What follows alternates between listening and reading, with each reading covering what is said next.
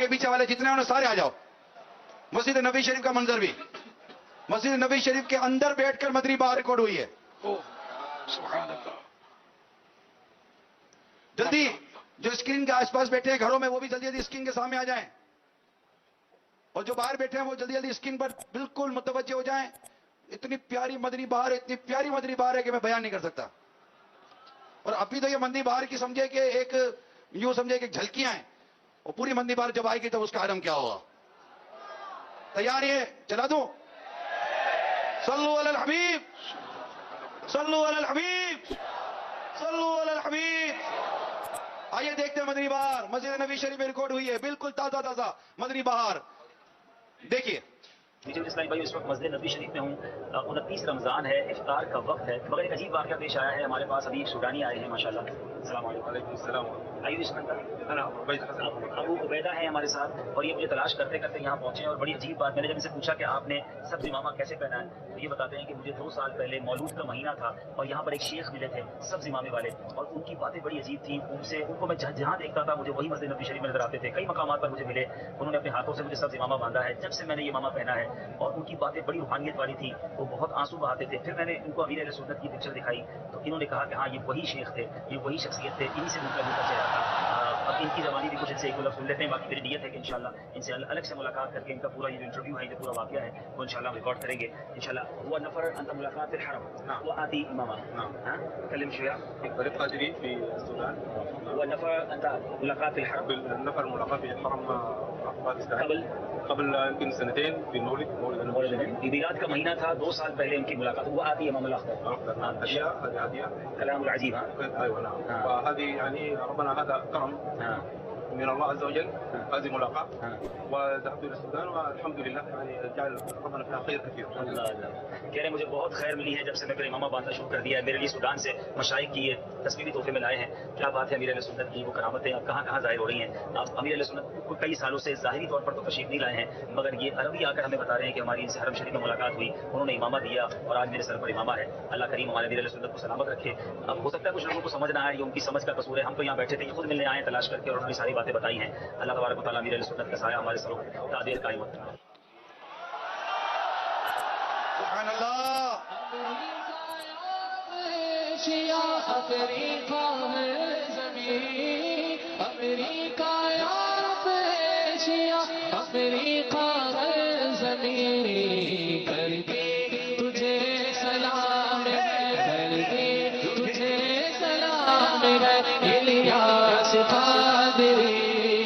کرتی تجھے سلام ہے الیاس قادری. سایہ ہے تیرے سر پہ. یہ کہندے نے بزرگ بہت کام کرتے ہیں، بزرگ اڑ لیندے نے. اے سائبیریا بزرگ اڑ کے جا کے دس سکتے ہیں سر. آلموسٹ آپ سمجھ لیں 8-10 ہزار کلومیٹر کا سفر بغیر ریفیولنگ کے یہ پرندے کرتے ہیں، اور سوتے بھی عوام میں ہیں، نہ کچھ کھاتے ہیں نہ پیتے ہیں، یہاں آ کے لینڈ کرتے ہیں. یہ تو بوئنگ 747 کو بھی ریفیولنگ کی ضرورت ہوتی ہے. یہ تو کہتے ہیں بزرگ، میں کہنا اللہ تعالیٰ نے جو پرندے بنائے نے انہوں نے برابر نہیں کوئی ہو سکتا. تو بزرگ کہتے ہیں دیکھیں جی وہ موبائل دور سن سکتا ہے، بزرگ کیوں نہیں سن سکتے. ادھر میں جواب دیتا ہے پھر اللہ سے بولتا ہوں ویسے تو ضرورت ہی نہیں ہے بزرگوں کو سن کے دسن. ستے ہو نا بزرگ تے انہوں نے ماں بھن دی گال نہیں کڈنی، ٹھیک ہے، گال نہیں کڈنی، بس ستے ہون خراٹے لینے، انہوں نے کول کوئی گل کر دینی ہے، پھر بعد انہوں پوچھنا سنی جائے. تو اگر نہیں سن رہے تو مرنے تو بعد بھی انہوں نے سننا اس طرح، تو دوروں بھی نہیں سننا، ٹھیک ہے. اور کہتے ہیں دیکھیں جی ایک عام آپ گورے کی بنائی ہوئی چیز، سب یہ وہ کہانیاں جذباتی. میں نے کہا مجھے یہ بتائیں کہ ایک چڑیا افضل ہے یا ایک عام مسلمان مومن. کہتے ہیں مومن مسلمان. تو چڑیا تو اڑ سکتی ہے، تو آپ بزرگ تو اڑے نہیں سکیں گے، آپ کا کوئی مرید ہی اڑ کے بتا دے. ساری کہانیاں. اچھا یہ ساری چیزیں بعد میں شروع ہوئی ہیں. صحابہ کرام کے بارے میں آپ کو آلموسٹ 0 واقعات ملیں گے، حالانکہ ادھر زیادہ ملنے چاہیے تھے.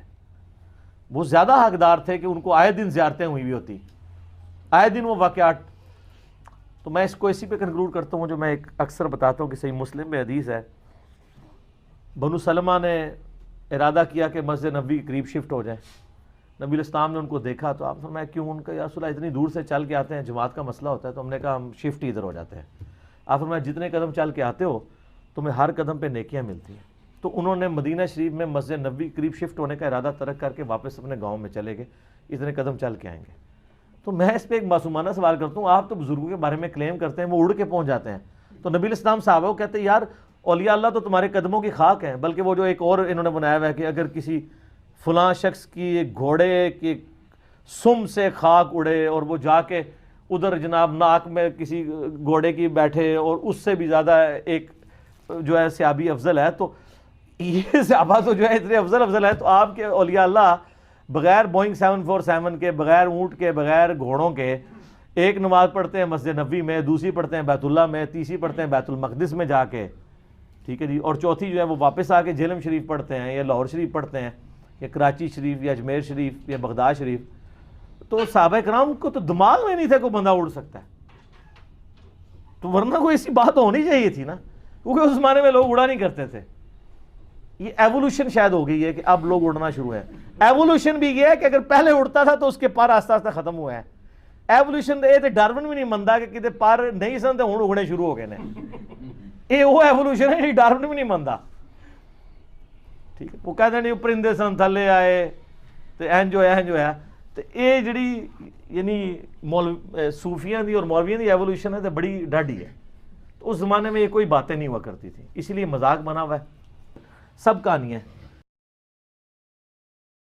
میں کہوں گا تو میرے کالج پڑھنے والے, یونیورسٹی پڑھنے والے سارے وہ کہیں گے دیکھو مولانا صاحب اب دنیا ترقی کر گئی ہے, اتنی باتیں پہلے چل جاتی تھیں اب نہیں چلیں گی, اب لوگوں کو سمجھ آ گئی ہے. اب مسئلہ یہ بن گیا, پہلے سنی دلیل نہیں مانگتا تھا, کہتا ٹھیک ہے, اب سنی بھی کہتا ہو نہیں یہ آپ کیا کہہ رہے ہیں. یہاں ہمارے اندر بھی کمی ہے, نہ اللہ کے ولی کے منہ سے جو نکلتا ہے وہ رب کی رضا والا جملہ ہوتا ہے. میری اب طبیعت نہیں مانتی, میں بیک ہونے لگا ہوں, میرا نہیں طبیعت مانتی کہ اپنے لوگوں کو دلیلیں دی جائیں. ہم تو ماننے والے لوگ ہیں, ہمارے لیے تو بزرگوں کا اشارہ بہت کافی ہونا چاہیے. مولانا امجد علی اعظمی صاحب حضرت کے خلیفہ ہیں, وہ کہتے ہیں کہ میں نے تقریر کی, تقریر کے بعد ایک شخص نے مجھ سے حوالہ پوچھا تو میں ساری رات روتا رہا. میں نے کہا یا اللہ یہ تیرے بندے کیا سمجھتے ہیں کہ ہم جھوٹ بولیں گے ان سے, یہ میں بات بیان کر رہا ہوں ممبر پہ بیٹھ کے وہ غلط ہو سکتی ہے. فرماتے ایک دفعہ زندگی میں ایسا ہوا تو میں نے رات رو کے گزارا. یہ کیا بات ہوئی, عجیب بات ہے کہ ہم جو ممبر میں بیٹھا ہوا ہے, مسلح میں بیٹھا ہوا ہے, اسے تو کم از کم جانبدار جان لیں, تو اپنے اندر سے یہ چیز ختم کریں. سنی تو عقیدت مند ہوتا ہے, اس کی طبیعت, اس کے تو مزاج کے اندر لطافت ہوتی ہے, وہ تو ہلکے سے جملے سے مسکرا کے سارا کچھ مان جایا کرتا ہے. تو یہ جو پراپوگنڈے کا آپ شکار ہو رہے ہیں, اس سے باہر کیا ہو رہی تھی اس پہ عقل اور ہاں عقل والی. تو یہ بات تو ٹھیک ہے, سورہ بنی اسرائیل کی آیت نمبر 36 ہے, وَلَا تَقْفُ مَا لَيْسَ لَكَ بِهِ عِلْمٌ إِنَّ السَّمْعَ وَالْبَصَرَ وَالْفُؤَادَ كُلُّ أُولَٰئِكَ كَانَ عَنْهُ مَسْئُولًا. 10 کمانڈمنٹ میں سے 9th کمانڈ ہے, اے انسان کسی چیز کی پیروی اس وقت تک مت کر جب تک کہ اس کے بارے میں تیرے پاس ڈیفینٹ علم نہ آ جائے. بے شک کان, آنکھیں اور عقل اس کے بارے میں تم سے پوچھا جائے گا کہ تم نے ان نعمتوں کو یوز کیوں نہیں کیا. اور قرآن حکیم میں کئی جگہ ہے کہ یہ نعمتیں پوچھی جائیں گی. یہ نعمتیں جو ہیں وہ اسی لیے ہیں کہ ان کو استعمال کر کے آپ سچائی تک پہنچیں. انسان کے پاس سب سے بڑی دولت ہے نا جو اللہ کی دی ہوئی نعمتوں میں سے, وہ عقل ہے. جی, کیونکہ ایمان تک بھی آپ اسی عقل کے ذریعے پہنچتے ہیں. اسلام نے تو توہمات کو, فرسودہ نظریات کو ختم کیا تھا عقل کے ذریعے, اور اسلام کے ماننے والے کہیں عقل استعمال نہ کرو. ہاں پارشلی بات درست ہے کہ جہاں اللہ کا حکم آ جائے نا وہاں عقل کو دخل نہیں ہے جی, لیکن جہاں اللہ کا حکم بھی نہیں ہے, بزرگوں کے فرامین ہے, وہاں تو عقل اپنی استعمال کریں گے نا. مثلا میں عقل استعمال کرنے کا آپ کو طریقہ بتاتا ہوں. صحیح مسلم میں حدیث ہے, نبی صلی اللہ علیہ وآلہ وسلم نے فرمایا کسی شخص میں تم میں سے استطاعت ہے کہ وہ رات میں تہائی قرآن پڑھ لے. صحابہ نے کہا یا رسول اللہ کس میں استطاعت ہو سکتی ہے؟ تو آپ نے فرمایا سورہ اخلاص تہائی قرآن کے برابر ہے. سبحان اللہ. لیکن آپ کے اولیاء اللہ تو ایک ایک رات میں 8 قرآن ختم کرتے تھے, فضائل مال میں لکھا ہوا ہے. تو صحابہ کرام تو کہتے ہیں ہمارے اندر استطاعت نہیں ہے, وہ تو عربی بھی تھے. تو یہ اس پہ اگر کوئی اپنی عقل استعمال کرتا ہے کہ 8 قرآن ایک رات میں کیسے کسی نے ختم کر لیے, یہ عقل استعمال کرنا منع نہیں ہے. مولوی اس عقل کے اوپر قدغن لگاتا ہے جی, اور نہ یہ دین کو کوشچن کر رہے ہیں, یہ تو بالکل ٹھیک ہے. آپ عقل اس میں بھی استعمال کریں کہ جامعہ ترمذی میں حدیث ہے کہ جس شخص نے 3 دن سے کم میں قرآن ختم کیا اس نے قرآن کا حق نہیں ادا کیا. تو یہ روزانہ رات میں پورا قرآن پڑھنا, کہتے ہیں نہیں امام حنیفہ جو ہیں وہ ایک قرآن دن کے وقت ختم کرتے تھے, ایک رات کے وقت کرتے تھے, اور ایک تراویحوں میں, تو 61 قرآن رمضان میں ختم کرتے تھے. تو امام حنیفہ کو یہ حدیثیں نہیں پتہ تھیں کہ 3 دن میں بھی قرآن آپ نے کم از کم 3 دن میں کرنا ہے. اور یہ ان کو کہہ رہے ہیں جن کو عربی آتی ہے, جن کو عربی نہیں آتی وہ تو 3 دن میں بھی نہ کرے. تو اس طرح کی عقل استعمال لوگ کر رہے ہیں. میں آپ کو بتا رہا ہوں, اگلے دن میں تبلیغ جماعت کی مسجد میں ظہر کی نماز پڑھ رہا تھا. اس کے بعد تعلیم ہوتی فضائل اعمال سے. جب تعلیم ہو رہی تھی تو میں نے بچوں کو پابند کیا ہوا ہے کہ وہ سنا کرو. ظاہر ہے ہم علمی اختلاف اپنی جگہ ہے, لیکن دین کی خدمت جو کر رہے ہیں محبت کرتے ہیں. اب وہ نہ اس فضائل اعمال میں سے یہی پڑھ رہے تھے. ایک بزرگ روزانہ 3 قرآن پڑھتے تھے, دوسرے 8 قرآن پڑھتے تھے. ٹھیک ہے, میرا ایک بچہ ماشاءاللہ اس کی عمر آلموسٹ 10.5 سال ہے, دوسرا 9.5 سال کا ہے. وہ بیٹھے ہوئے سن رہے تھے. ہم تو ٹگے تھے اس عمر میں, اور ہمارے جو بزرگ تھے وہ بھی اسی طرح ہی تھے. ظاہر ہے انہوں نے اتنا تو ان کا انٹلیکچوئل لیول نہیں ہوا کرتا تھا دنیاوی انفارمیشن کی وجہ سے.